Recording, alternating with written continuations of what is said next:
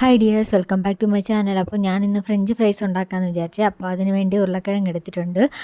എന്നിട്ട് അത് നന്നായിട്ട് ക്ലീൻ ചെയ്യുന്നുണ്ട്. അതിൻ്റെ തോലൊക്കെ കളഞ്ഞിട്ട് നന്നായിട്ട് ക്ലീൻ ചെയ്തെടുത്തു. അതിനുശേഷം നമ്മളതിനെ അത്യാവശ്യം കട്ടിക്ക് നമ്മൾ അരിഞ്ഞെടുക്കാം കേട്ടോ. അതിന് ശേഷവും തിരിച്ചും നമ്മൾ ഇതായിട്ട് വെട്ടുമ്പോഴും അത്യാവശ്യം കട്ടിക്ക് വേണം വെട്ടാൻ കേട്ടോ. പിന്നെ വേണമെന്നുള്ളവർ സൈഡ് മുകളും താഴെയും കട്ട് ചെയ്യും, അതിൻ്റെ രൂപം കിട്ടാൻ വേണ്ടിയത്. നമ്മളിപ്പോൾ വീട്ടിലെത്തേക്കല്ലേ, അപ്പോൾ അതിൻ്റെ ആവശ്യമില്ലല്ലോ, അതുകൊണ്ട് കട്ട് ചെയ്തില്ല കേട്ടോ. അതിനുശേഷം അത്യാവശ്യം വലുപ്പത്തിന് കട്ട് ചെയ്തെടുത്തു. അതിനുശേഷം പച്ചവെള്ളത്തിന് കഴുകി എടുക്കാം കേട്ടോ. അപ്പോൾ ആദ്യം കഴുകിയപ്പോൾ ഇത്രയും നല്ല അഴുക്കുണ്ടായിരുന്നു. പിന്നെ ഞാൻ ഒരു വെള്ളവും കൂടെ കഴുകി എടുത്തിട്ടുണ്ട്.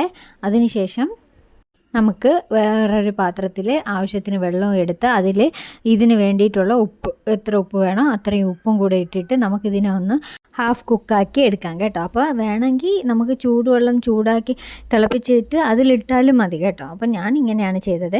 അതിനുശേഷം അതിനെ അരിച്ച് നല്ല വെള്ളം തോരണം കേട്ടോ. വെള്ളം എടുക്കണേ. എടുത്തതിന് ശേഷം നമുക്ക് എണ്ണ ചൂടാക്കിയിട്ട് അതിലിട്ട് ഫ്രൈ ചെയ്ത് എടുക്കാം. ഓരോന്നായിട്ട് ഞാൻ ഇവിടെ ഇടുന്നുണ്ട്.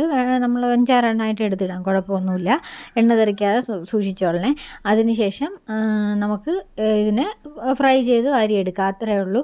അപ്പോൾ ഇതുമല്ല ഇങ്ങനെയല്ല വേണ്ടതെന്നുണ്ടെങ്കിൽ, കുറച്ച് ഇതായിട്ടിരിക്കണമെങ്കിൽ നമ്മൾ കോൺഫ്ലോറും ഉപ്പും കൂടെ ഇട്ടിട്ട് ഇത് നമ്മൾ ഹാഫ് കുക്കാക്കി എടുത്തപ്പോൾ തന്നെ അതിനെ നമ്മൾ കോൺഫ്ലോറിൽ ഉപ്പും ചേർത്ത ഇതിൽ ഇട്ട് ഒന്ന് തട്ടി കുടഞ്ഞെടുത്തിട്ട് ഈ എണ്ണയിലിട്ട് പൊരിച്ചെടുത്താൽ കുറച്ചും കൂടെ നന്നായിരിക്കും. അപ്പോൾ എൻ്റെ കയ്യിൽ കോൺഫ്ലവർ ഇല്ലാത്തതുകൊണ്ടാണ് ഞാനിങ്ങനെ ചെയ്തത്. അപ്പോൾ നല്ല എല്ലാം ഞാൻ പൊരിച്ചെടുത്തിട്ടുണ്ട്. കുറച്ച് മുളക് പൊടിയൊന്നും ഇട്ടില്ല കേട്ടോ, മോന് കൊടുക്കാം. അപ്പോൾ ഇത്രയേ ഉള്ളൂ. ഇഷ്ടപ്പെട്ട ലൈക്ക് ചെയ്യുക, സബ്സ്ക്രൈബ് ചെയ്യുക, സപ്പോർട്ട് ചെയ്യണേ. താങ്ക്